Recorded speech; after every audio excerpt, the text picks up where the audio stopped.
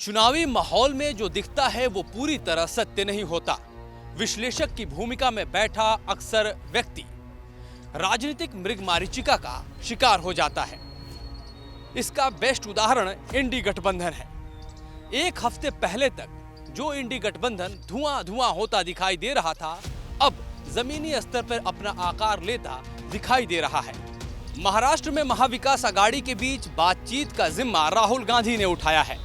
इसके पहले भी तमाम सीट शेयरिंग को लेकर राहुल गांधी ने कमान अपने हाथ में ली थी। अब बताया जा रहा है कि पिछले दिनों उद्धव ठाकरे के साथ भी राहुल गांधी ने फोन पर बात की और काफी हद तक मामला सुलझ भी चुका है। दरअसल उद्धव गुट की शिवसेना 23 सीटों पर चुनाव लड़ना चाहती है, जिनमें 4 सीटें मुंबई की हैं। इस बात को पुख्ता तौर पर शिवसेना के सांसद संजय राउत ने भी कहा है। कहा जा रहा है कि इस पेज पर काफी हद तक सफलता मिल चुकी है, लेकिन 48 में से 8 सीटें ऐसी हैं जिनको लेकर के अभी भी तनाव बरकरार है। ये सीटें हैं जालना, रामटेक, हिंगोली, मुंबई दक्षिण मध्य, मुंबई उत्तर पश्चिम, शिरडी, वर्धा और भिवंडी। इंडी ब्लॉक में सबसे ज्यादा दिक्कत समाजवादी पार्टी और कम्युनिस्ट पार्टियों के साथ साथ राजू शेट्टी की पार्टी को लेकर ज्यादा दिक्कतें हैं। ये 3 पार्टियां हैं और इनके बीच में अकोमोडेट करने के लिए लोकसभा की मात्र 2 सीटें हैं। ऐसे में इनका अकोमोडेशन सीटों का कैसे किया जाए, ये सबसे बड़ा प्रश्न चिन्ह महाविकास आघाड़ी के सामने है। अब यहाँ पश्चिम बंगाल की भी बात कर लेते हैं। दरअसल जो डील सामने दिखाई देती है पर्दे में, उसके पीछे काफी कुछ घट रहा होता है। दिल्ली में जिस तरह से कांग्रेस ने पंजाब की झांकी दिखाकर बाजी मारी, वही तरकीब एक तरह से पश्चिम बंगाल में भी कांग्रेस लगा रही है।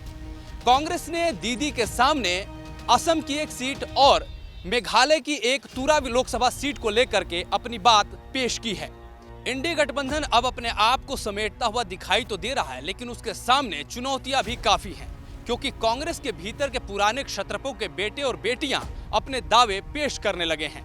इस मामले में महाराष्ट्र के बाबा सिद्दीकी के बेटे और गुजरात में अहमद पटेल की बेटी और बेटा सबसे बड़े उदाहरण हैं।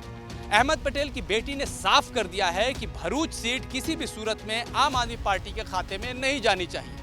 हालांकि उनके बगावती सुर को देखते हुए यह कयास लगाए जा रहे हैं कि क्या वो दूसरे दलों में शामिल हो सकती हैं, लेकिन उन्होंने यह साफ किया है कि वो अहमद पटेल की बेटी हैं और हर हाल में कांग्रेस में ही रहेंगी। फिलहाल चुनावी गलियारों में कई तरह के अटकलों का बाजार गर्म है, लेकिन जो जमीनी तौर पर दिखाई दे उसे ही पुख्ता माना जाए, क्योंकि चुनावी समर में महारथियों के घोड़े कब अपना पाला बदल लेंगे ये कहा नहीं जा सकता।